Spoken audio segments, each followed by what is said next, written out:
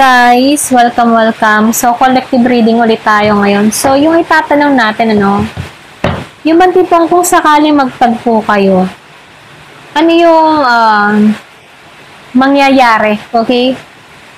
Lalo-lalo na pag nagkita kayo physical. So, tingnan natin kung ano yung reaction mo, reaction niya, ano yung ganap na mangyayari sa inyong dalawa pag pinagtagpo na kayo rito. So, start na tayo.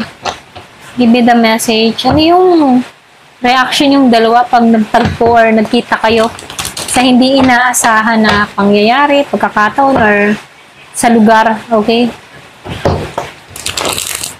Ano yung reaction niya sa bawat isa kung pinagtagpo kayo or pinagtagpo kayo ng tadhana? Give me the message. Ano yung mangyayari kapag nagtagpo ulit kang landas nyong dalawa? Ayan. Ano yung mangyayari? Lumabas ang 9 of Earth. Merong 6 of Air, reverse. 7 of Water. So, merong Hierophant dito. Wow. Sumabak yung magic. 2 of Earth. Merong Justice. Ace of Earth reverse, 8 of Water, upright, King of Air. So, meron ditong King of Earth and the High Priestess. Okay? Naka-reverse siya. So, meron akong nakikita dito na Virgo, Capricorn, Taurus, Gemini, Libra, and Aquarius, Scorpio, Cancer, and Pisces. So, merong Taurus, Gemini, Libra, and Aquarius.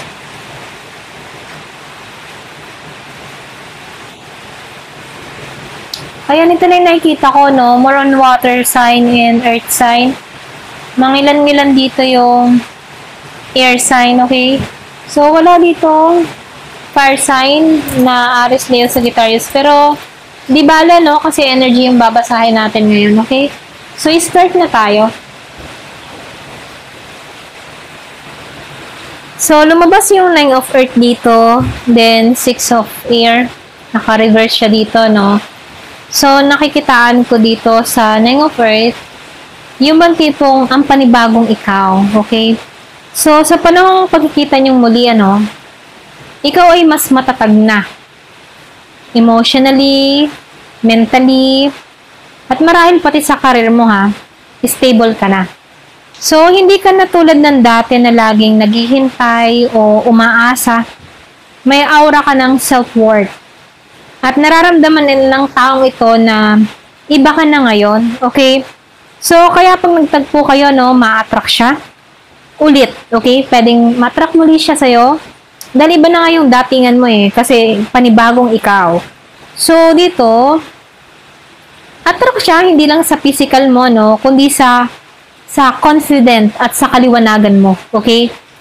So, dito lumabas tong 6 of Air na naka-reverse siya dito.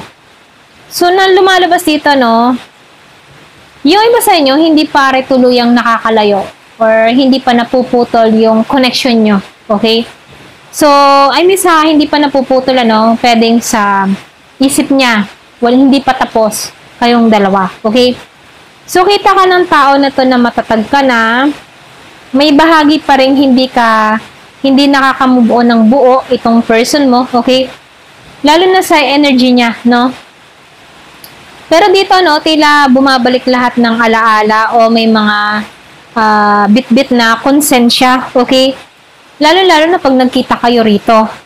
Posibleng magbalik yung mga alaala na hindi natapos, mga salitang hindi nasabi, or emosyon na tinabunan lang ng panahon, okay?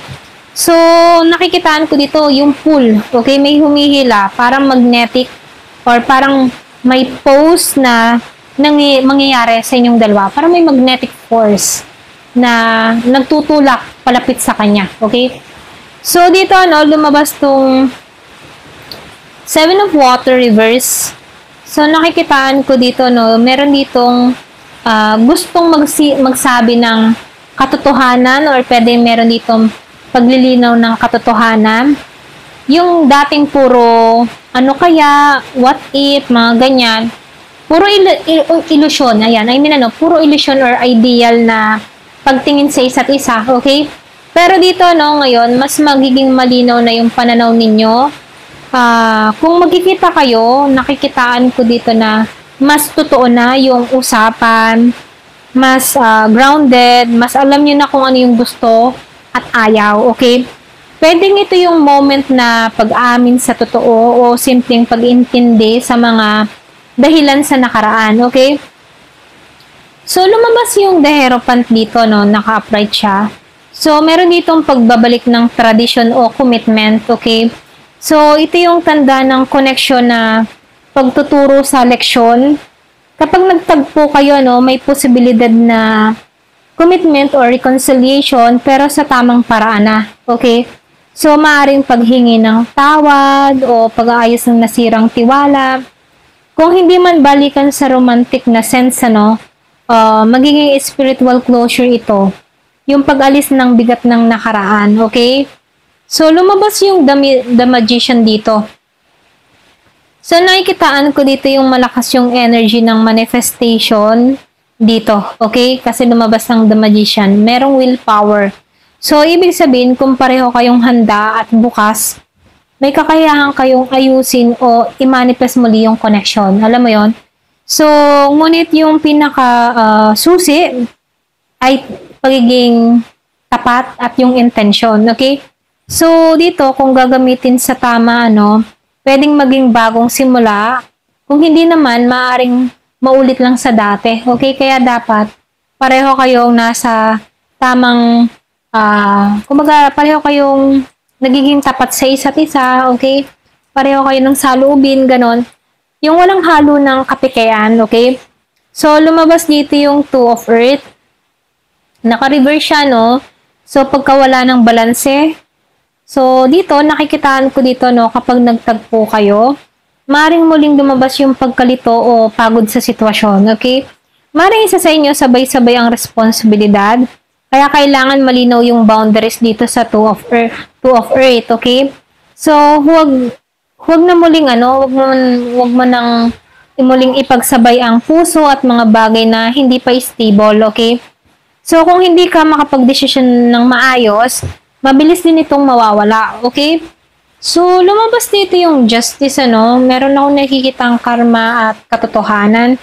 So, dito, nakikitaan ko dito na ito yung gustong sabihin sa'yo, na kailangan mong maibalik yung balanse.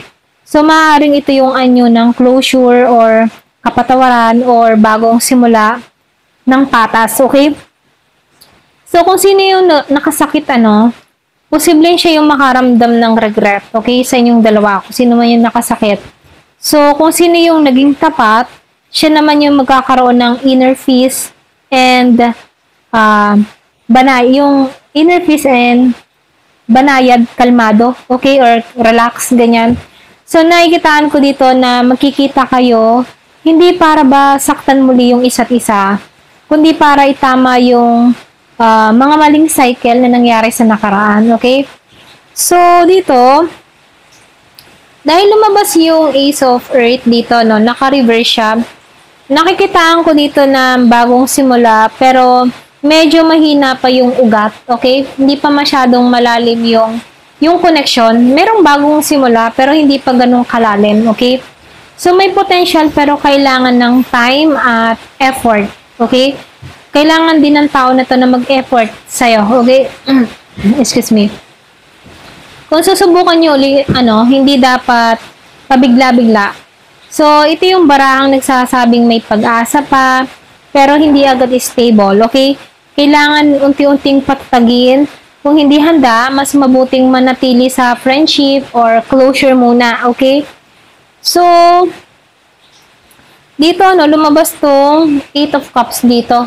Kung makikita mo dito, meron akong nakikitang paglayo. So, meron akong nakikitang action or courage or meron ditong pagkilos, okay?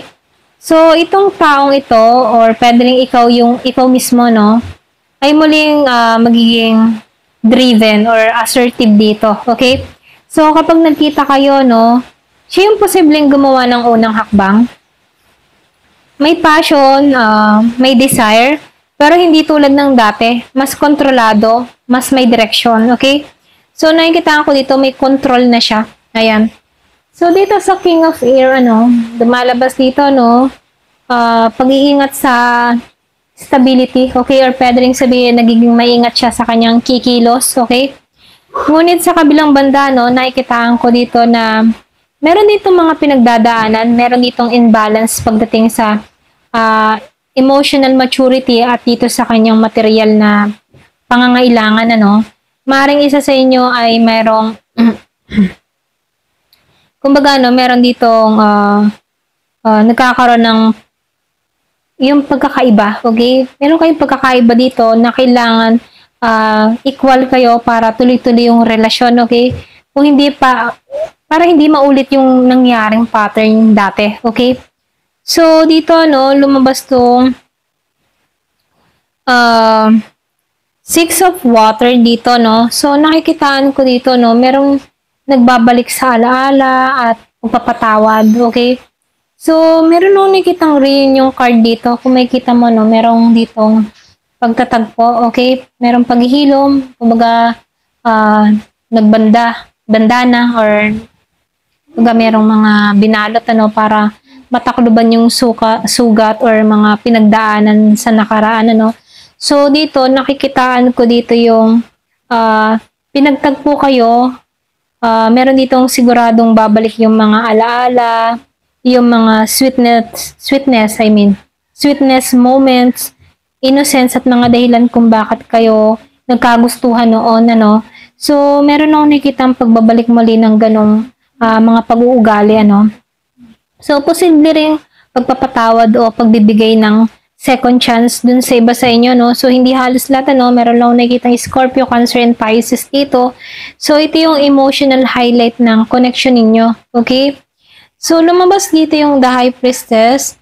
Naka-reverse siya dito, So, nakikitaan ko dito yung katotohanan na hindi may tatago, okay? So, sa huli, lalabas lahat yung lihim, yung totoo at yung tunay na damdamin. Excuse me. Ito yung barahan nagsasabing wala nang pagtatago. Kung may hindi nasabi noon, ito na yung panahon para mailabas lahat. Closure man or second chance, okay? So, dito, nakikitaan ko dito yung pinaka-minsay sa'yo. Yung bang kapag pinagtagpo ulit yung landas nyo ang dalawa, okay? Ito ay hindi aksidente. Ito ay divine timing, kumbaga. Yung tagpong ito ay magdadala ng healing, closure, or posibilidad ng panibagong yugto sa inyong dalawa, okay? Pero sa mas mataas na antas ng kamalayan, kung pareho kayong handang magpatawad at maging totoo sa kanya-kanyang sarili, pwedeng magbukas yung bagong pintuan para sa inyong dalawa, okay? Kung hindi, ito yung pagpapakita na magiging pagtatapusan ng cycle nyo, okay? So, tanda din ito na pwede ka nang lumaya ng lubusan or magsimula ng bago na connection, okay?